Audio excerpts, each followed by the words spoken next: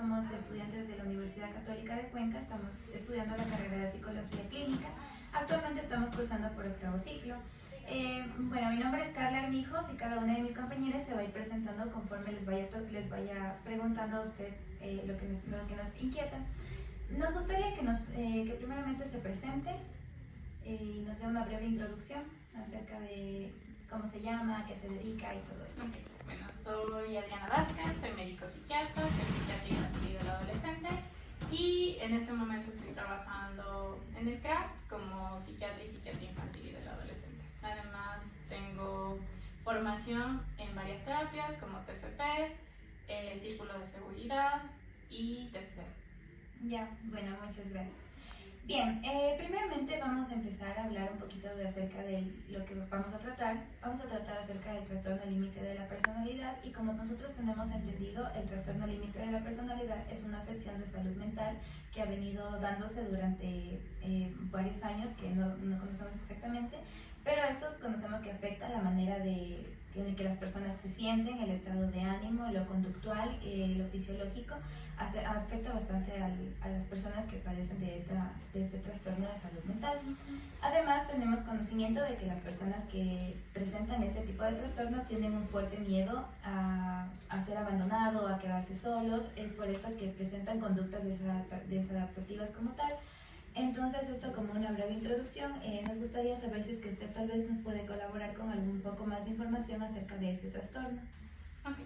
El trastorno límite de la personalidad, como su nombre justamente lo dice, nos habla de que es un trastorno de la personalidad, ¿sí? Entonces, al decir que es un trastorno de la personalidad, hablamos de un patrón rígido de comportamiento, ¿sí? Constante, en el que existen conductas adaptativas que nos genera disfunción en nuestra vida diaria, ¿no? En la esfera individual, en la esfera social, en la esfera académica, en la esfera laboral, en la esfera familiar, en la esfera de pareja, y que dependiendo del modelo que usted quiera usar para el diagnóstico, va a tener diferentes criterios, ¿no? Nosotros como psiquiatras, y pues también los psicólogos lo hacen, tenemos un manual diagnóstico. Este manual diagnóstico es de tipo categórico. En ese manual diagnóstico de tipo categórico, lo que hacemos es un número de síntomas, este paciente tiene que cumplir ese número de síntomas y al cumplir, en el caso del TLP son 5 de 9, ese paciente tiene ese diagnóstico, ¿sí? También existe otra forma de diagnosticarlo y este otro diagnóstico se puede hacer de manera dimensional, dependiendo de los factores que se han visto afectados en ese paciente, que generalmente tiene que ver con la inestabilidad de su self, ¿sí? Alrededor de esa inestabilidad de su self se van a traducir en muchísimas cosas como inestabilidad en las relaciones interpersonales, inestabilidad emocional. Otro de los patrones que generalmente se presentan son las conductas repetitivas de agresión. En estas conductas repetitivas de agresión generalmente son de autoagresión, hablando no solo de conductas autolesivas, sino también de intentos recurrentes de suicidio. De hecho, se considera que los pacientes con TLP llegan a intentar quitarse la vida hasta en 75% más que cualquier otro diagnóstico psiquiátrico. Ya, muy bien, gracias por esta introducción. Me gustaría conocer cuáles son las principales causas o factores que se da dentro del trastorno límite de la personalidad. Ok. Es súper importante que se hable, ¿no? De que las causas realmente no existen porque es multifactorial. Entonces, al ser multifactorial, como cualquier otro diagnóstico psiquiátrico, tenemos que basarnos en esferas importantes. La primera es la neurobiológica, la siguiente es la genética, la siguiente es la psicosocial, que se divide en dos, la parte psicológica y la parte social. Cuando hablamos de social, estamos hablando del ambiente. Y la psicológica quiere decir cómo nosotros nos hemos formado a lo largo de nuestra vida, ¿sí? Y hemos aprendido a actuar frente a las circunstancias de nuestro día a día, ¿sí? Entonces, todo eso va a generar esta interrelación de factores, se van a unir y va a hacer que aparezca un diagnóstico, ¿sí? Entonces, causa-efecto no existe. Ya, bien. ¿Cómo afecta el trastorno al paciente como tal en la vida cotidiana? Ok. Estos pacientes tienen una gran afectación en su funcionalidad, ¿sí? Porque al tener justamente relaciones interpersonales inestables, una vivencia inestable como tal del paciente en general, les cuesta trabajo interactuar en su vida familiar, en su vida social, en su trabajo, tienen problemas constantes con los otros, ¿sí? Relacionado justamente en esta inestabilidad. También tienen una inestabilidad en su autoimagen. Entonces, al tener una inestabilidad en su autoimagen, también lo que sucede generalmente es que estos pacientes empiezan a tener estas conductas que se lastiman, que se lesionan, conductas y finalmente es una disfunción individual, ¿no? Es un paciente que va a estar muy disfuncional a lo largo del tiempo. ¿Ya? ¿Cuál sería el pronóstico general del trastorno si es que se trata de manera adecuada? Okay. Si se trata de manera adecuada. Si no se tratara, voy a hablar primero de eso, el pronóstico es malo. Si se trata de manera adecuada, el paciente tiene posibilidades de mejorar. Sí las tiene. La evidencia nos ha dicho que el 50% de los pacientes que tienen un apego a su tratamiento farmacológico y a su tratamiento psicoterapéutico tienen una mayor posibilidad de mejoría. ¿Ya? Ahora que empezamos a hablar un poco acerca del tratamiento farmacológico que se maneja dentro del trastorno del límite de la personalidad, ¿cuál cree usted que es el rol fundamental de los medicamentos dentro del trastorno? Ok, el rol fundamental de los medicamentos dentro del trastorno específicamente, pues realmente no vamos a decir, y va a sonar muy feo, ¿no? Pero ninguno, dentro del trastorno, ¿ok? Ahora, la situación es la siguiente, que el trastorno límite de la personalidad tiene comorbilidades psiquiátricas muy altas, ¿de acuerdo? Entonces estas comorbilidades psiquiátricas son las que nosotros podemos tratar como psiquiatras a través de fármacos. Entonces, ¿qué comorbilidades serían? Depresión, ansiedad, trastorno de conducta alimentaria, trastornos del consumo de sustancias, trastorno de estrés postraumático y trastorno por déficit de atención y hiperactividad. Entonces los psiquiatras lo que hacemos es tratar esos diagnósticos y a través de esos diagnósticos hacer que disminuya la parte neurobiológica de ese paciente que tiene trastorno límite de la personalidad.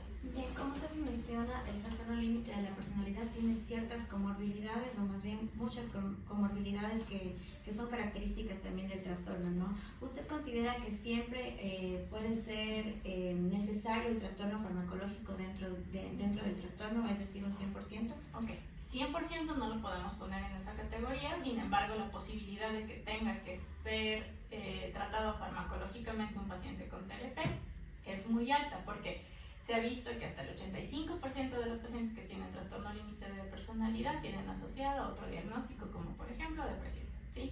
Entonces, sí tenemos que dar los medicamentos generalmente, pero hay que evaluarlos obviamente antes de eso.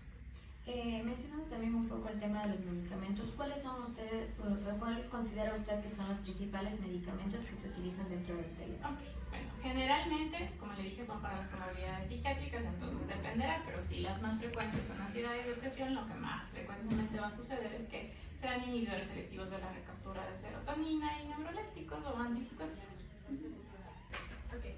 ¿Cuál suele ser el tiempo promedio del tratamiento farmacológico para observar como estos cambios o esta mejoría en los pacientes? Okay.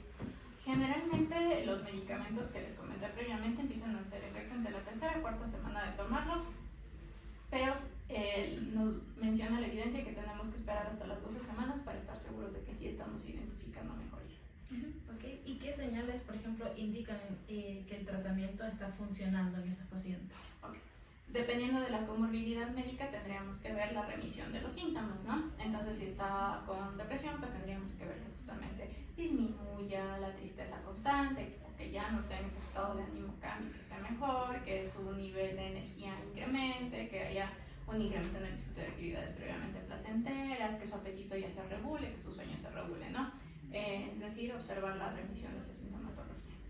Okay. Y por ejemplo, ¿cómo manejan ustedes en los casos donde los pacientes no responden al tratamiento farmacológico como tal?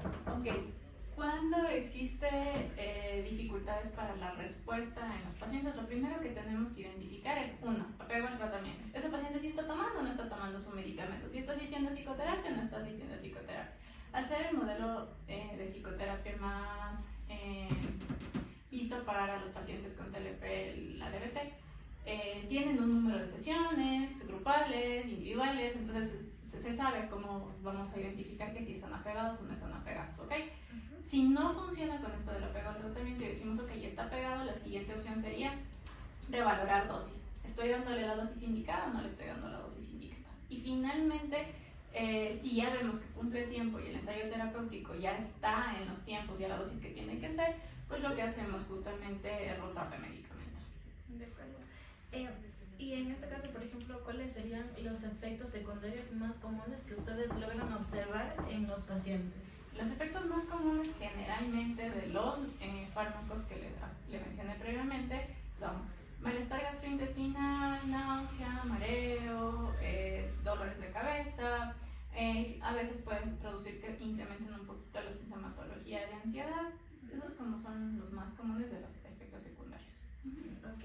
¿Considera usted o cree que es importante, por ejemplo, que se tenga como este tratamiento interdisciplinario con los pacientes? Sí, es indispensable tener el tratamiento interdisciplinario, definitivamente. Porque les estoy mencionando que en realidad estos pacientes con TLP lo que realmente les va a beneficiar es la terapia.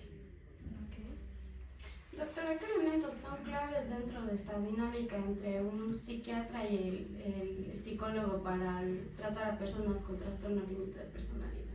¿Qué elementos son claves? Sí. Ajá. ¿En qué sentido? Por ejemplo, para realizar un plan de tratamiento interdisciplinario entre el psicólogo y el psiquiatra, ¿qué elementos son claves dentro de esta dinámica? Pues la intención sería que los dos logren valorar pues sí, la parte de las conductas adaptativas de ese paciente y que los dos se enfoquen en esas conductas adaptativas del paciente para que puedan extinguirse, ¿no? Y también si hay algo que cambiar del medio, pues tratar de lo que se pueda cambiar del medio para que disminuya ese evento. Ya durante toda su formación como profesional, ¿cuáles han sido los retos para tratar con pacientes con TLP? Pues el reto más importante es que los pacientes tienen nula introspección y nula conciencia de enfermedad. O sea, tener nula introspección y nula conciencia de enfermedad no existe en ellos el TLP, y entonces si no existe no me hago cargo de la situación, y al no hacerme cargo pues me mantengo con la situación. Doctora, ¿qué le diría a una persona que acaba de recibir un diagnóstico de TLP? Que la evidencia nos dice que el 50% va a remitir si hago bien las cosas. ¿Okay? Entonces, pues esa es la esperanza, hacer bien las cosas. ¿Qué mensaje le daría a los estudiantes que están interesados en el manejo o estudiar el manejo de trastornos mentales dentro de la psiquiatría? Que lo más importante es que empiecen a formarse en terapias que realmente tengan evidencia científica, que no consideren que al salir de la licenciatura de psicología ya están listos para realmente dar terapia a un paciente, porque no es así, ¿ok? Y es súper importante que se formen tal cual como terapeutas, sí, pero bien formados en una terapia específica para ellos. Entonces ahí sí nos van a ayudar, porque definitivamente aquí no tenemos todavía eso, entonces nos van a ayudar para que logremos que estos pacientes que pueden hacerse muchas cosas, pues tengan un equilibrio en su vida, ¿ok? Doctora Adriana, muchísimas gracias por su tiempo, por toda su información, ha sido muy valiosa para nosotros. Gracias. Con gusto.